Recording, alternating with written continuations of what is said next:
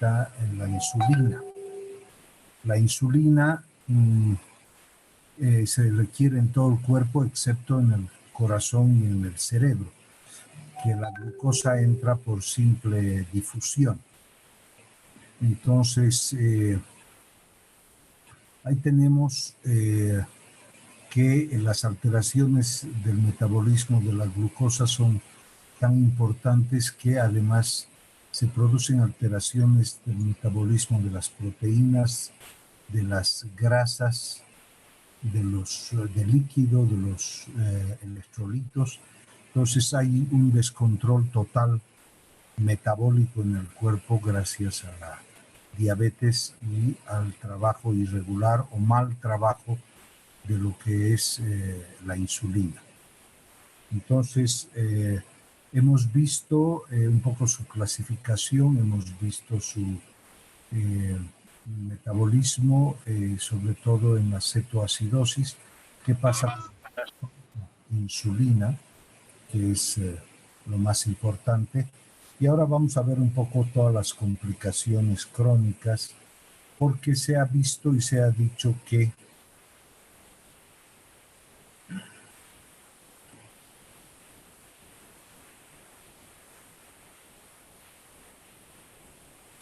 bien, se ha visto que evidentemente nosotros nos preocupamos por la salud del diabético, por un lado, por el hecho de que la elevación del azúcar produce alteraciones, pero, digamos, no pasaría nada que esté un poquito más dulce la sangre.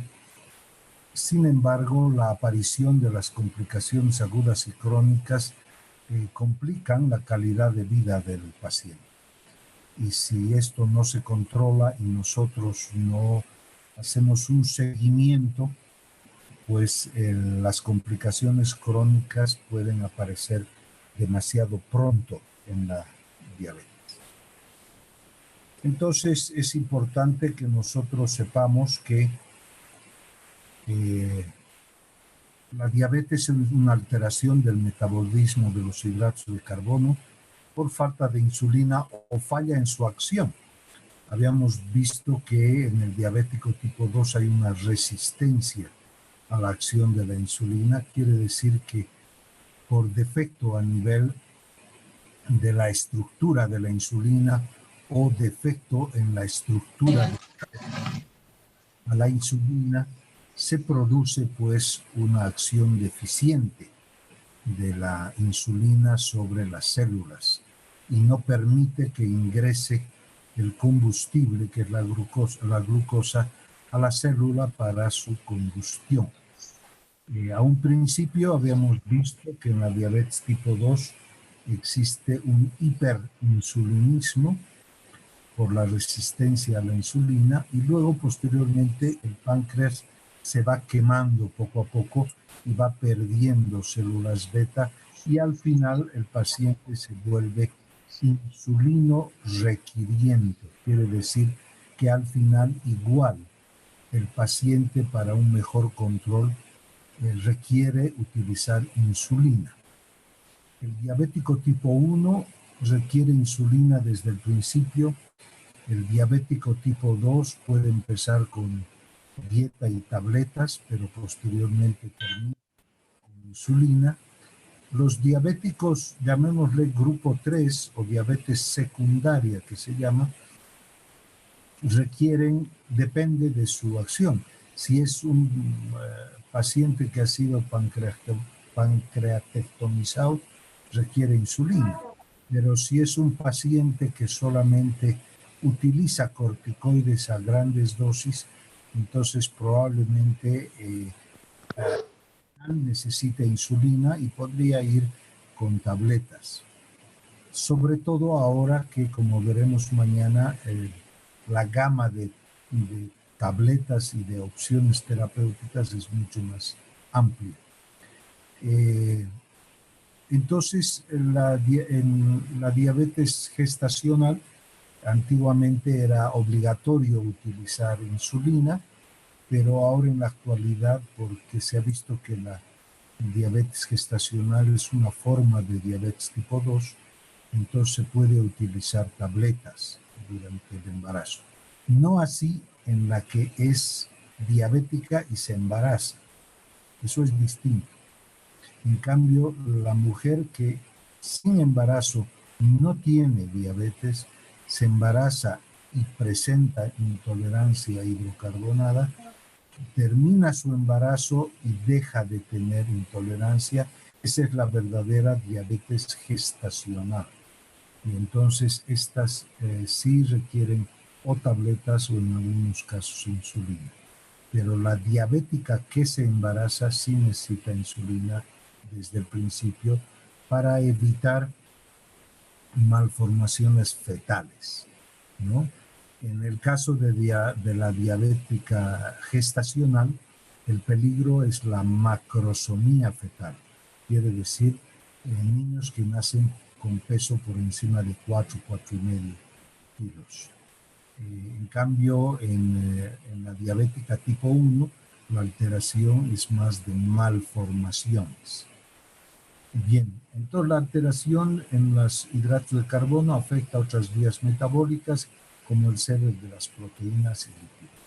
Y en la clasificación tenemos tipo 1, 2, secundaria y gestacional, ¿no?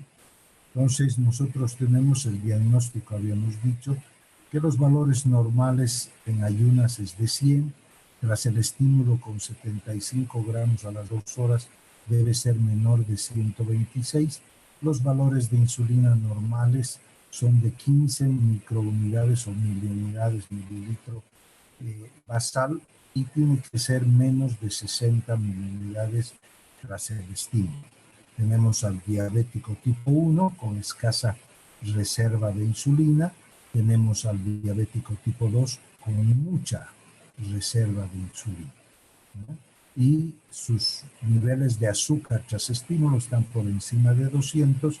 En cambio, en la intolerancia a los hidratos de carbono o la prediabetes, que se llama, el estímulo de azúcar no pasa de 200, ¿no?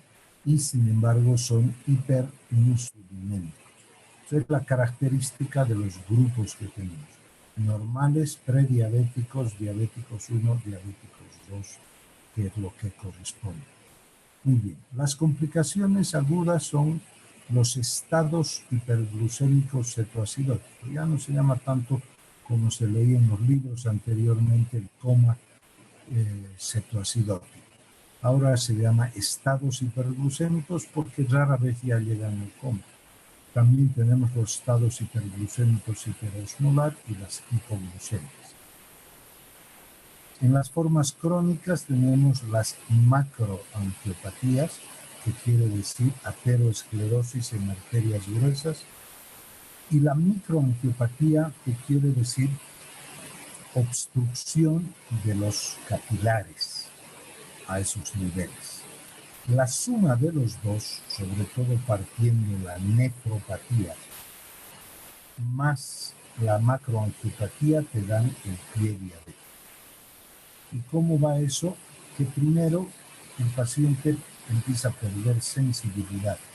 Pues utiliza zapatos ajustados, no se da cuenta, y el zapato ajustado causa isquemia de los tejidos. Al causar isquemia de los tejidos, entonces a continuación se producen heridas, y por la hiperglucemia esas infecciones se hacen muy traumáticas, y entonces se van haciendo heridas que no curan con facilidad, y esta alteración de las macro y microangiopatías ocurren ya a partir de los 8 a 10 años de la evolución de la diabetes. Entonces el pie diabético es una suma de las macro y microangiopatías, sobre todo de la neuropatía. Recuerden que el sistema nervioso está encargado de alertarnos de alteraciones. Así, cuando el zapato nos ajusta, nos duele y nos sacamos el zapato. Al diabético no. El diabético no siente, no tiene buenos reflejos, tiene disminución de la fuerza muscular, y entonces el pie diabético va naciendo y va tornándose. Sin embargo, es bueno que ustedes sepan que las alteraciones parecidas al pie diabético en manos y en cara no se dan. Por lo tanto, hay consulta de pacientes que dicen, doctor, me va a sacar la muela, soy diabético, quiero saber si me va a hacer herida, me va a cerrar. Hay que decirle que lesiones de las manos, del tórax, de la cabeza, lo fundamental es evitar las infecciones y para eso hay que dar tratamiento antibiótico antes de los procedimientos que puedan hacerse en la boca, en la cara, etcétera, etcétera. Eso es muy importante. Muy bien. Entonces, ¿qué tenemos que hacer en las complicaciones agudas? Ustedes como médicos generales lo que tienen que hacer es detectar y estar alertas de la aparición de complicaciones agudas y crónicas, ¿no? Estamos ante las complicaciones agudas, que son los estados hiperglucémicos, que son la cetoacidosis y el estado hiperosmolar, cosa que lo hemos revisado el día de ayer. Entonces, los datos clínicos que se presentan dan como clínica de la hiperglucemia y clínica de factores precipitantes. Debemos conocer siempre los signos de alerta de la diabetes. Si bien en la actualidad ya han cobrado menos importancia, pero la aparición de la hiperglucemia o hipoglucemia, los signos y síntomas, entonces nosotros tenemos que ser muy conscientes. La hiperglucemia que aparece en la sangre es porque el azúcar o la glucosa no puede entrar a las células. Ya les dije que los hidratos de carbono son combustible, como la gasolina al coche es igual el azúcar hacia las células del cuerpo. Entonces, la hiperglucemia es algo que el cuerpo no detecta fácilmente, sino a través del páncreas. Y entonces el páncreas empieza a segregar insulina para meter la glucosa a las células. A nivel del riñón tenemos un umbral renal que se llama, que es de 180 miligramos. Quiere decir que si el azúcar está en 110, 120, no aparece en la orina. Pero cuando pasa de 180, sí ya aparece en la orina. Y eso es importante saber, porque muchas veces hay diabéticos que están en 150, 140 y no tienen glucosurias. Y entonces nosotros tenemos que educar al paciente y decirle, bueno, que hay que mantener aquello, pero desde que se han inventado los glucómetros, que es la determinación de la glucosa por pinchazo en el dedo, pues la cosa se ha facilitado mucho. Y así nosotros podemos controlar al paciente de manera más precisa, ¿no? La hiperglucemia puede aparecer porque hay un abuso de la alimentación, puede haber por un abandono de la medicación de insulina o pastillas, puede haber por falta de ejercicio o por una enfermedad sobreañadida que pueden ser generalmente de dos tipos, las infecciones y los procesos isquémicos coronarios o isquémicos cerebrales. Entonces, ¿qué es lo que aparece con un diabético al principio? La sed y la poliuria y la nicturia. Pero hay que saber también que en la educación que hacemos del paciente ya diabético, le decimos beba mucho líquido. Y al beber mucho líquido va a tener poliuria, va a tener nicturia, pero no va a tener mucha sed porque se va a forzar. Entonces, la sed acompañado de poliuria y de nicturia, pues puede avisarnos de que hay un descontrol del metabolismo de los carbohidratos, ¿no? También el paciente tiene una sensación de hambre. Esta sensación de hambre lo lleva a comer seguido y eso aumenta la hiperglucemia.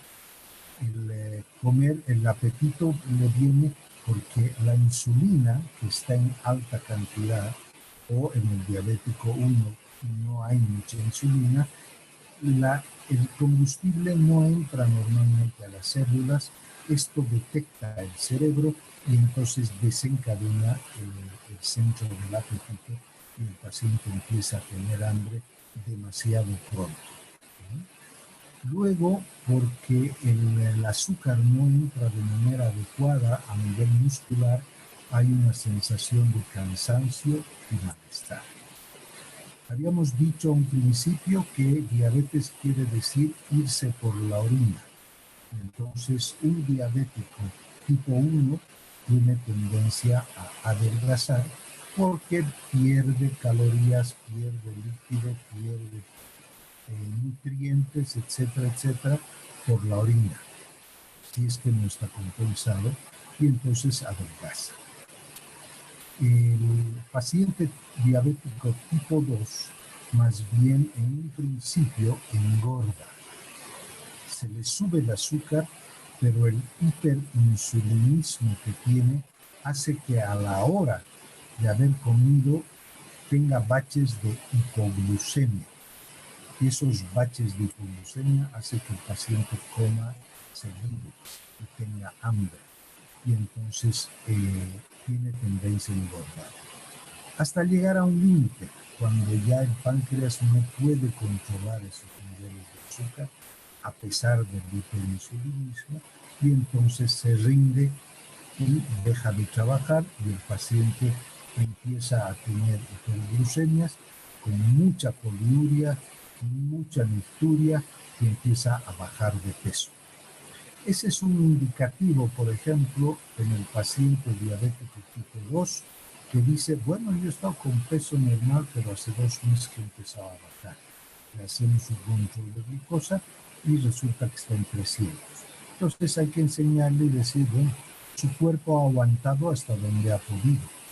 En el momento que la hiperglucemia lo ha ganado, entonces usted ha empezado a adelgazar y el paciente entonces empieza a perder nutrientes, líquido, electrolitos, etc.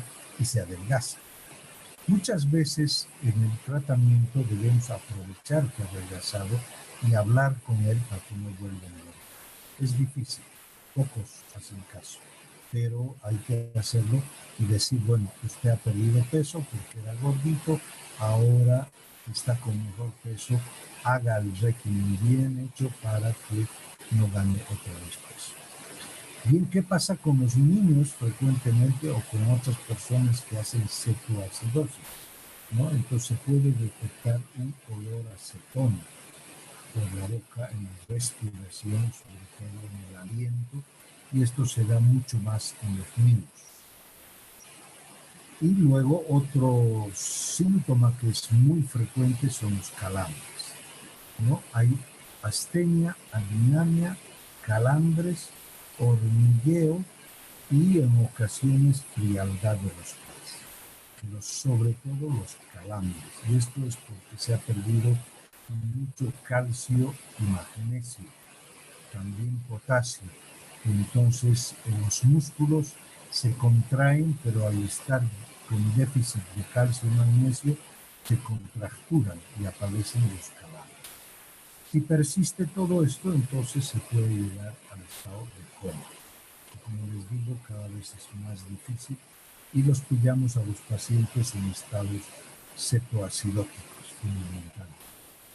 Entonces, los estados hipoglucémicos, hay síndromes de hiperglucemia, síndromes de deshidratación que acompañan al síndrome de la hiperglucemia con alteración disiónica, es decir, el sodio tiende a bajar, el potasio a subir. Y hay un estado hipovolémico que no es tan manifiesto en el estado cetoacidótico, pero sí es manifiesto en el estado hiperosmolar, ¿no? En el síndrome cetoacidótico, los niveles de deshidratación no son tan importantes, los estados de hiperglucemia tampoco son tan importantes, pero lo que tienen es la producción de cuerpos cetógenos que son importantes. El síndrome de hiperglucemia nos da una poliuria, polidipsia, pérdida de peso, astenia, debilidad, somnolencia, cefalea, lleva una hiperfagia, a pesar de eso pierde peso, o pueden cursar con anorexia, tienen visión borrosa, y esto es importante porque si le preguntamos desde cuándo ha cambiado de ver o desde cuándo ha cambiado sus lentes, nos podemos dar cuenta en qué momento ha empezado el cuerpo a fallar, en qué momento el cuerpo ha levantado las manos en controlar la hiperglucemia. Y puede llegar desde luego a alteraciones de la conciencia. El síndrome de deshidratación o hipovolémico se caracteriza por boca seca en oftalmos, que quiere decir hundimiento de los ojos, piel con turgor disminuido, pliegues más notorios, calambres musculares, taquicardia, hipotensión arterial, hipotensión ortostática o puede llegar a un estado de shock. Entonces ya tenemos sintomatología que está de acuerdo a la hiperglucemia, que está en relación a la deshidratación, ¿verdad? Muy bien. Y el síndrome cetoacidótico se caracteriza por un aliento cetogénico, una respiración de Kushner, que es frecuente y profunda, hay náuseas, vómitos, atonía gástrica, dolor de abdomen y tórax, y sobre todo por la cetoacidosis tenemos dolores cólicos en abdomen. Y lo peor es que se han llegado a cirugías a operar pacientes que tenían molestias a nivel abdominal como cólicos y diagnosticados como abdomen agudo y han entrado a cirugía. Bien, aparte de eso hay un enrojecimiento de cara, pómulos, labios y orejas que pueden acompañar a la hiperglucemia. Muy bien, la fisiopatología que ya hemos repasado ayer, vemos que el problema principal es la cetosis, que se presenta aumento de cuerpos cetónicos producidos por el hígado por déficit de insulina y aumento de las hormonas contrainsulares, como son la adrenalina, noradrenalina, hormona del crecimiento, el glucagón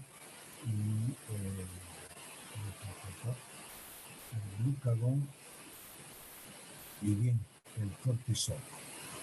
El glucagón lleva a un aumento de la glucogenólisis, es decir, el glucógeno del hígado se destruye, dando lugar a la glucosa en la neoglucogénesis y esta sale a circulación. Y en circulación, sobre todo en pacientes tipo 1 y también en tipo 2, no se puede utilizar la glucosa como energía porque falta la insulina. O en los diabéticos tipo 2, la insulina no trabaja bien, que es como si faltara parcialmente. Aunque nosotros hacemos determinaciones en diabéticos tipo 2 y tenemos hiperinsulinismo. Es una insulina de mala calidad. Luego, posteriormente, todo esto se produce un proceso de cetogénesis gracias a la destrucción de los triglicéridos para el aporte de ácidos grasos para la producción de glucosa. Cuando no hay insulina, el cuerpo no sabe que no hay insulina y dice, me falta glucosa en los tejidos. Entonces dice, ya los hidratos de carbono no me dan suficiente glucosa, tengo que utilizar otro tipo de reserva y utilizo las proteínas y las grasas. Y entonces las grasas en el hígado producen cuerpos cetónicos. Y entonces hay un aumento de la lipólisis en producción de glicerol y ácidos grasos libres, y estos ácidos grasos en el hígado producen una cetogénesis. ¿Qué pasa en el laboratorio del estado cetoacidótico? La glucemia no es muy alta, 250-300. Los cuerpos cetónicos en sangre y en orina son positivos. En sangre, lamentablemente, no determinamos en Cochabamba, pero sí los cuerpos cetónicos en orina. Los electrolitos, el sodio cae, el potasio sube, el anion gap, la diferencia es mayor a 10, y la gasometría te da un pH de menor a 7,3 con disminución del bicarbonato. Y la osmolaridad plasmática estará por encima de 290, aunque no tanto como en el estado hiperosmolar. Les había pasado la fórmula para sacar la osmolaridad plasmática, y es 2 veces la suma de sodio y de potasio más la glucosa entre 18 más el nitrógeno indirecto entre 2,8. Eso te da la osmolaridad en miliosmoles litro, que debe estar alrededor de 290. Pero en estos casos de cetoacidosis estará en 310, 315. Y para ir en busca del diagnóstico etiológico podremos hacer un hemograma, un parcial de orina, cultivo para descartar infecciones y un electrocardiograma para descartar procesos isquémicos, que son los más frecuentes que se producen. ¿Qué pasa en el estado hiperosmolar? En el estado hiperosmolar, que es la otra complicación crónica del estado hiperglucémico hiperosmolar, esto se da en diabéticos tipo 2, así como la cetoacidosis es más frecuente en el tipo 1, porque hay falta de insulina. En el estado hiperosmolar lo que hay es una gran hiperglucemia, con insulina también, hiperinsulinismo, pero que no está pudiendo trabajar de manera adecuada. Y el estado hiperosmolar entonces se da generalmente en gente de la tercera edad para arriba. Es de inicio lento y de diagnóstico reciente. Esto sucede fundamentalmente porque la gente mayor abandona el tratamiento. Y a veces el diagnóstico y tratamiento lo hacen demasiado tarde. Tiene más síntomas neurológicos, ya sea focales y convulsiones, que la cetoacidosis. Y tiene causas precipitantes también mucho más frecuentes. Acá el diabético que hace un estado hiperglucémico hiperosmolar generalmente es porque no se porta bien ni en la dieta ni en el tratamiento, y acuden al médico cuando empiezan a tener ya mucha sintomatología, y entonces el tratamiento se dificulta. Tan es así que la mortalidad del estado hiperosmolar es elevada, a diferencia del estado de la cetoacidosis. Hay algunas causas precipitantes, un mnemotécnico en castellano y otro en inglés.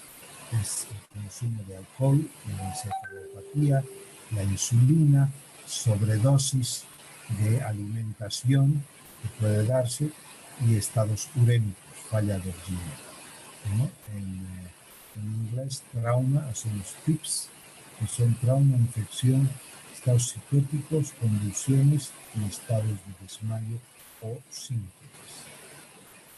Bien, ¿qué pasa en el laboratorio del hiperosmolar? La glucemia está altísima, 850.300 miligramos, fácilmente. Puede hacer cetonuria. Acá valdría la pena decir puede que sí, puede que no. Porque puede que la cetonuria, bueno, más bien acá lo que quiere decir que es negativa, eso es negativa la cetonuria con altos niveles de glucosa, pero como hay hiperinsulinismo, entonces los cuerpos cetónicos no se producen. Sin embargo, hay un estado de deshidratación severa, y a la inversa que en la cetoacidosis, el sodio empieza a subir, se concentra, el potasio se va perdiendo y la anemia queda entre 12 y 13. En la gasometría hay un pH por encima de 7,3 y que se acerca a 7,4. El bicarbonato está dentro de límites adecuados, pero la osmolaridad es muy alta. Entonces, el diagnóstico fundamentalmente es, utilizando el sodio, potasio, la glucemia y la urea, es sacar la osmolaridad. Si ustedes se dan cuenta, en el otro en otra fórmula, acá nosotros utilizamos el nitrógeno directo en sangre y directamente se divide entre 2,8. Acá estamos utilizando la urea. La urea y el nitrógeno directo es casi lo mismo. La urea es el doble del nitrógeno directo. Entonces, si no hemos dosificado urea en lugar de nitrógeno directo, la urea se la divide entre 2 y entre 18. Y para los casos también, para averiguar el diagnóstico o la causa, la etiología, se puede pedir hemograma, parcial de orina, rayos cultivos y el eléctrico. Sobre todo, de estas personas está el interrogatorio, lo que más nos va a llevar a averiguar qué es lo que pasa. Entonces, ¿cuál es la diferencia entre ambos estados? Es más frecuente, es más frecuente el hiperosmolar, que es más frecuente en la diabetes tipo 2. Predomina en la cetoacidosis, es más frecuente la cetoacidosis en el diabético tipo 1 y el hiperosmolar en el tipo 2. Predomina acá la acidosis, acá la hipovolemia. La glucemia no está tan alta, acá la glucemia está bien. La osmolaridad está medianamente alta, pero acá está muy alta. Acá las cuerpos cetónicos son muy positivos y acá pueden estar normales o ligeramente positivos. En la acidosis siempre hay una disminución de pH y bajón del bicarbonato, ¿no? En cambio acá el pH está casi normal y el bicarbonato puede estar ligeramente bajo. Y el nivel de conciencia en estos casos suele ser normal, pero en la hiperosmolaridad está muy alto y hay que tener mucho cuidado en los tratamientos de hiperosmolar porque podemos hacer edema cerebral. Precauciones.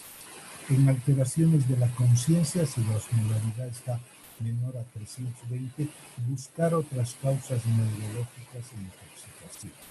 ¿Qué quiere decir? Que si el paciente tiene estados de lipopenia, inconsciencia o mala concentración, etc., y su osmolaridad no está muy alta, pues habrá que buscar otras causas que estén produciendo. Los síntomas del sistema nervioso central focales son transitorios. En las infecciones inicialmente puede no haber fiebre, inclusive puede haber hasta hipotermia. El dolor abdominal que no se resuelve recién buscar causas quirúrgicas. El dolor abdominal en los cetoacidóticos es frecuente tener cólicos intestinales. Y en ocasiones la amilasa, que nos detecta inflamaciones pancreáticas, puede estar elevado sin que exista un verdadero cuadro de pancreatitis, ¿no? El tratamiento, la fluidoterapia, nosotros tendremos que ir calculando el déficit de líquido mediante la fórmula de la osmolaridad plasmática, pero la cantidad de líquido es relativamente alta. No hay que dar demasiado líquido, porque además veíamos ayer que el tratamiento del cetoacidótico es insulina, es líquido nomás y ya, y se tiene ya aquello establecido, ¿no? Donde el uso de la insulina y la administración de líquido, inclusive sin dar bicarbonato, podemos combatir la cetoacidosis. Luego se ajusta la cantidad de líquido de acuerdo al cálculo de la osmolaridad cada 4 a 6 horas. En el hiperosmolar, sin embargo, debemos emplear la rehidratación de manera enérgica. En una hora debe echar de 1 litro, después entre la segunda y la cuarta hora otro litro y después cada 8 horas 1 litro. Entonces, la rehidratación es muy importante. El potasio siempre hay que reponer en la cetoacidosis. En el hiperosmolar no siempre. El uso de bicarbonato solo si hay mucha acidosis, si no, no. La insulinoterapia pues sirve mucho la vía endovenosa, dar un ritmo de 4 unidades hora, y el hiperosmolar también se puede, pero a un ritmo un poco más lento. Les decía que si acá bajamos el azúcar y mejoramos la osmolaridad demasiado rápido, podemos producir edema cerebral y empeorar el nivel de conciencia. Y el uso de antibióticos en caso de necesario que se pueda hacer. ¿Qué son las hipoglucemias? La hipoglucemia es y permanece como una causa, como la causa iatrogénica más común y seria en diabetes.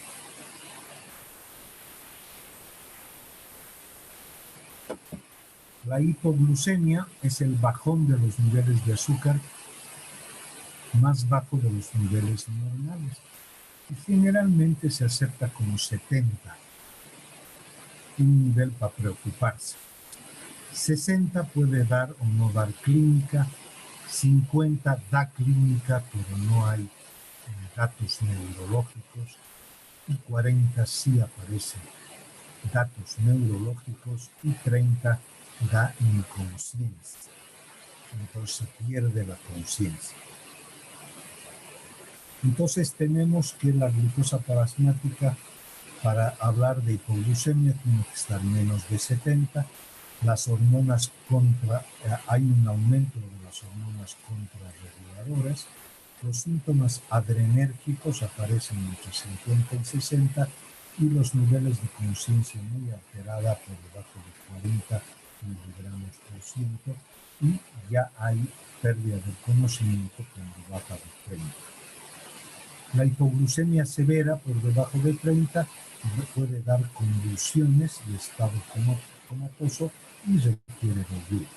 Se da fundamentalmente en la diabetes tipo 1, y su tratamiento es muy fácil siempre y cuando se la diagnostique a tiempo, y es a veces difícil el prevenir, porque en el diabético que está usando insulina, muchas veces se pone la insulina o camina más o come menos y le puede venir bache hipoglucémico, así. Y entonces es importantísimo que ayudemos al paciente, que enseñemos a detectar los signos y síntomas de hipoglucemia. Eso es muy importante. Esta hipoglucemia puede aparecer porque hay una disminución manifiesta, mayor ejercicio o mayor dosis de tratamiento. Por ejemplo, el uso el uso de la sulfonilurea, de lo que es la glibenclamida, puede llevarte a hipoglucemias. No así el uso de las incretinas, que ya veremos mañana cómo actúa, pero sobre todo el uso de la insulina, que es lo que más hipoglucemias da. Recordar que con cada bache hipoglucémico se mueren ciertas neuronas, que van muriendo cuando sobre todo son hipoglucemias que dan clínica. Las hipoglucemias que te dan clínica están matando neuronas. Los síntomas autonómicos son la diaforesis, sudor frío, pegajoso, a diferencia de la sudoración en Santa Cruz, que es sudor caliente por el calor. También en Santa Cruz dicen, bueno, es igual sudamos. No, si es sudor frío pegajoso es de hipoglucemia. Hay palidez porque hay vasoconstricción, hay palpitaciones porque el corazón se pone en alerta, puede haber temblor de manos, hay ansiedad y sentimiento de aprensión, como si algo malo vaya a suceder, y hay nerviosismo. Los síntomas que produce la disminución de azúcar son: inicialmente se produce esta sudoración fría y pegajosa y un temblor a nivel de las manos, o puede ser una sensación de temblor en el cuerpo. Existen síntomas neuroglucopénicos, quiere decir falta de azúcar en el sistema nervioso. Hay cefalea, sobre todo una cefalea posterior al bache hipoglucémico. Sensación de hambre, debilidad, puede haber vértigo, dificultad para pensar. En las clases ustedes, porque se les baja el azúcar, empiezan a bostezar y se distraen. Hay confusión, hay conducta anormal de diferente irritación. Esto es importante cuando la familia del diabético ve que el diabético está protestando de todo y de nada, le dice, denle azúcar, porque se le ha debido bajar su azúcar. Y puede haber estados de somnolencia, convulsiones y coma. Los síntomas focales o locales, hay una visión borrosa o diplopía, hay parestesias en extremidades, dificultad para pronunciar palabras o disartria, acúfenos o pitidos en el oído y hasta puede llegar a estados de hemiplegia o hemiplegia. En ocasiones estos síntomas se preceden de sensación de mareo o incluso se presentan conjuntamente. Entonces, un diabético que empieza a tener sudoración y estados un poco de confusión, hay que decirle que antes de que pierda el conocimiento y avance, se haga un control con glucómetro para saber. Y si le da en ese momento menos de 60, ha tenido bache hipoglucémico. Pero ¿qué sucede? También sucede que el diabético tiene su bache y a continuación el hígado suelta azúcar y entonces rápidamente sube el nivel de glucemia, que a veces se hace un poco más tarde el control de la glucosa y desde luego lo que se produce es unas glucemias un poco más altas. Muy bien, todo el mundo ha desaparecido de la clínica. Perfecto, entonces, ¿qué tenemos? Hipoglucemia severa. La hipoglucemia severa puede dañar el cerebro, mucho cuidado en los niños, da lesiones en el feto. También esto es importante que la embarazada no tenga baches hipoglucémicos. Tampoco los ancianos, porque les produce lesiones cerebrales y infarto neonatal. Y pueden llegar a la convulsión, mucho más fácil que con los estados hiperglucémicos. Y entonces nosotros tenemos que también puede haber cuadros de hipoglucemia sin síntomas clásicos. Toda alteración de la conciencia o síntomas focales neurológicos debe alertarnos la posibilidad de una hipoglucemia. Las causas de hipoglucemia generalmente es porque el paciente no sabe cuidarse o por la ingesta de alcohol, por error en la dosis de medicamentos o el ejercicio intenso que habíamos mencionado. Las causas de hipoglucemia severa y frecuente es cambios a insulina humana sin educar al paciente, control estricto, especialmente en pacientes con mal control severo y crónico, la desnutrición que lleva a la hipoglucemia, hay complicaciones digestivas como diarreas que llevan a la hipoglucemia, la insuficiencia renal que lleva a la hipoglucemia, porque la insulina se consume en el riñón y cuando hay insuficiencia renal, la insulina circula y circula y circula y causa hipoglucemias. Hay enfermedades hepáticas, no hay una expulsión de glucosa por el hígado. Hay causas suprarrenales como la ausencia de cortisol, el hipotiroidismo o el consumo de drogas. Entonces, la fisiopatología de la hipoglucemia severa es que fundamentalmente ataca al sistema nervioso autonómico y esto lleva a una menor sensibilidad de los estímulos adrenérgicos, porque cuando hay una alerta adrenérgica, inmediatamente el hígado suelta glucosa y la persona se pone alerta para poder combatir la hipoglucemia. Esto es importante. Recordar esto es muy importante. Los estados hiperglucémicos, que son estos, van entrando en coma o van entrando en deterioro de manera progresiva.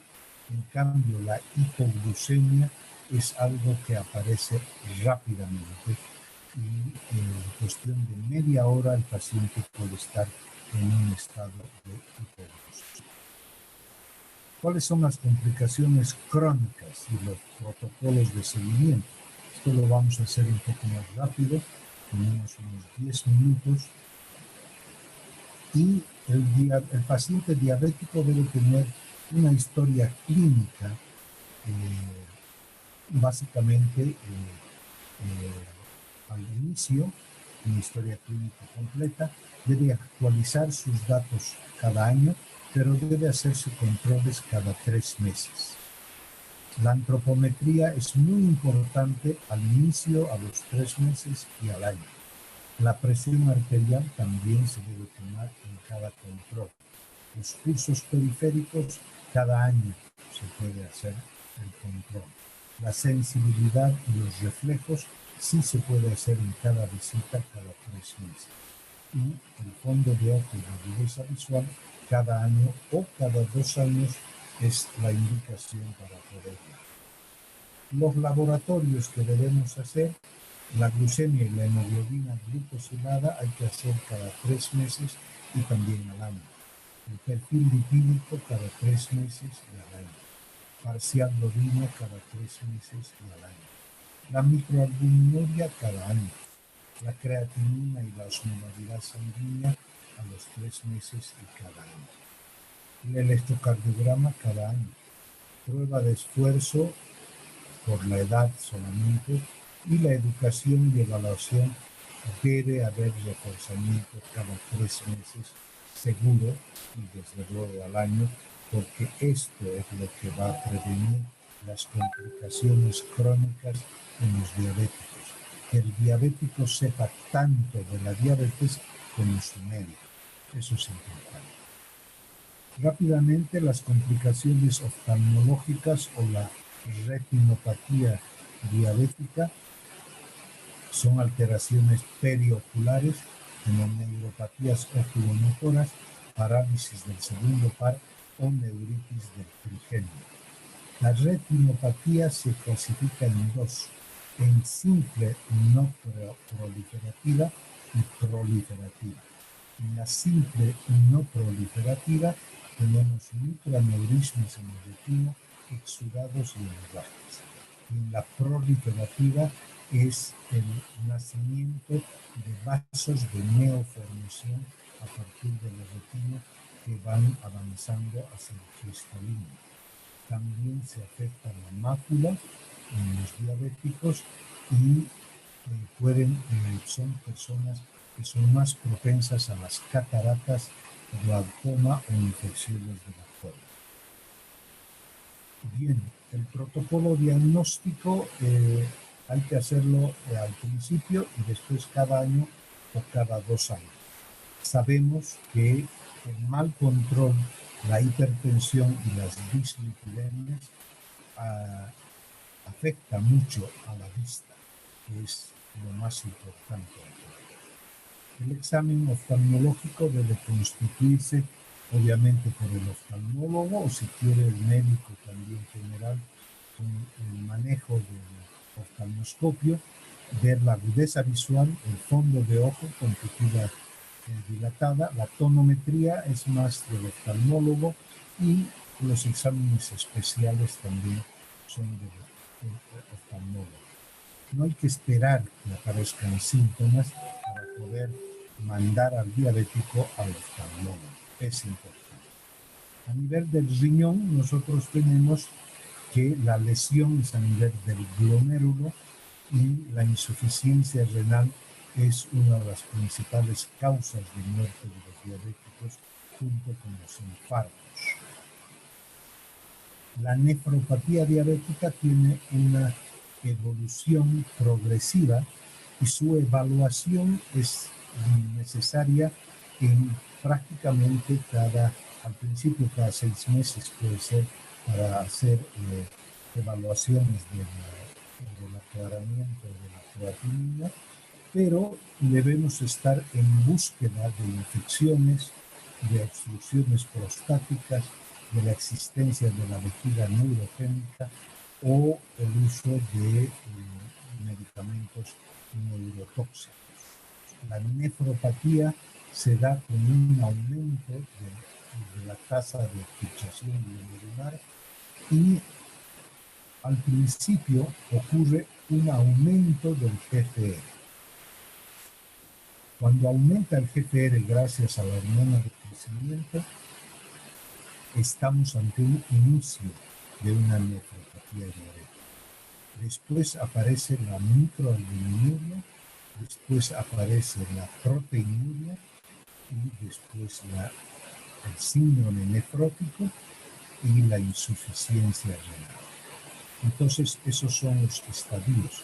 Y todo eso vamos a diagnosticar nosotros mediante el laboratorio, haciendo en cada visita, o por lo menos cada 3 o cada 6 meses, la tasa de reabsorción, o sea, el GFR, y vamos a intentar diagnosticar las nefropatías clínicas, porque una vez que estas aparecen ya son cuadros irreversibles. El diabético no hace tanto síndrome nefrítico, hace más síndromes nefróticos. Y el fallo renal ya empieza a aparecer con un aclaramiento de creatinina de menos de 70 cc minutos. La insuficiencia renal crónica se da con un aclaramiento de creatinina de 25 a 30 cc, esto es 7 un por minuto. Y la falla renal terminal se da con un aclaramiento menor a 10 cc minuto o con niveles de creatinina por encima de 3, 4. Entonces nosotros debemos hacer controles, siempre hacer una creatinina, urea, glucemia y electrolitos cada 3 meses. Y entonces con eso vamos a poder hacer un seguimiento. La microalbuminuria se la diagnostica por tiritas reactivas o por determinación en la orina. La creatinina es laboratorio y el aclaramiento de creatinina es orina de 24 horas. Aunque en la actualidad, por la edad, sexo y los niveles de creatinina, ya se puede calcular mediante fórmulas el aclaramiento de creatinina. Eso es importante. Para diagnosticar o para dosificar la proteinuria tenemos que tomar en cuenta que la paciente no esté con menstruación, que no tenga infección de vía urinaria, que no tenga insuficiencia cardíaca, que no esté con el periodo febril, que no esté muy descompensada metabólicamente y que no haya tenido relaciones sexuales días antes. Pacientes de alto riesgo son aquellos que llevan con un mal control o que no se controlan la hipertensión arterial. La hipertensión arterial destroza los vasos sanguíneos y lleva a las complicaciones crónicas. Las infecciones urinarias también son muy dañinas. La existencia de vejiga neurogénica debe ser detectada o crecimientos de la próstata. Y por último, ya para terminar, tenemos las complicaciones neurológicas, que son las primeras que aparecen, y si les prestamos atención y las tratamos, pueden parar su evolución o pueden regresar levemente su evolución, y entonces, si está uno bien controlado, mantiene la neuropatía diabética sin problemas, ¿no? El protocolo de estudio hay que averiguar la sensibilidad vibratoria, presora y dolorosa. Hay que cualificar los reflejos, rotuliano, aquidiano, y la fuerza muscular, ¿no? Con apertura de dedos en abanico y la extensión y flexión del dedo gordo del pie. Esto es importante que lo hagamos a nivel de las extremidades inferiores. Muy bien. Los cuadros que se presentan son de polineuropatía, mononeuropatía, neuropatía torocoabdominal, flexopatía, cuando son varios grupos nerviosos los que están afectados, o por atrapamiento, como es el síndrome del túnel carpiano. Todo esto debe ser llevado en conjunto con el neurólogo. La nefropatía hay que llevarla con el nefrólogo, ¿no? Y eso es importante, que la oftalmopatía hay que llevarla con el oftalmólogo. ¿Qué tenemos que hacer nosotros como médicos metabólicos?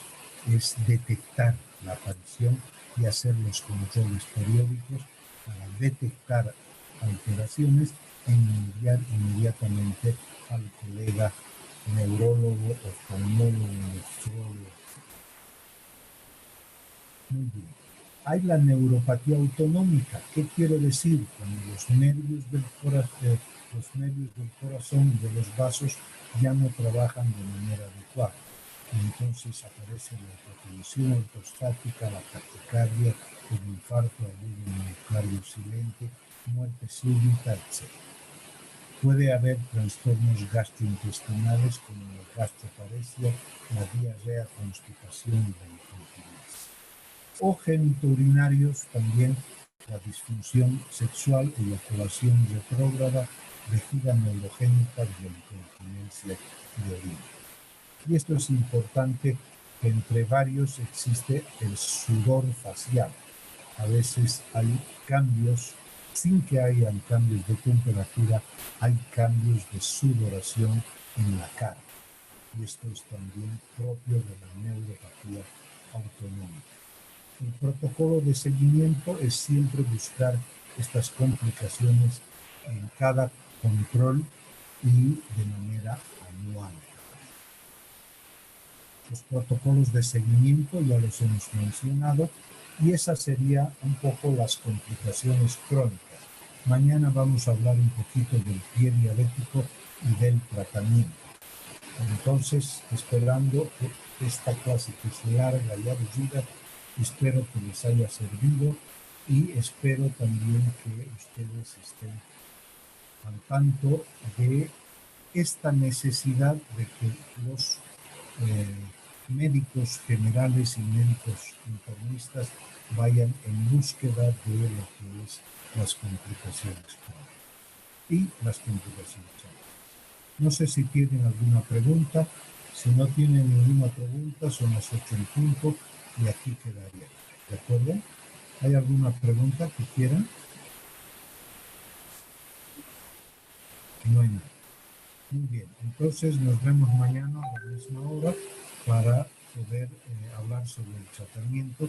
Eso sí les va a servir bastante a ustedes, sobre todo el uso de los distintos medicamentos que hay ahora en el mercado.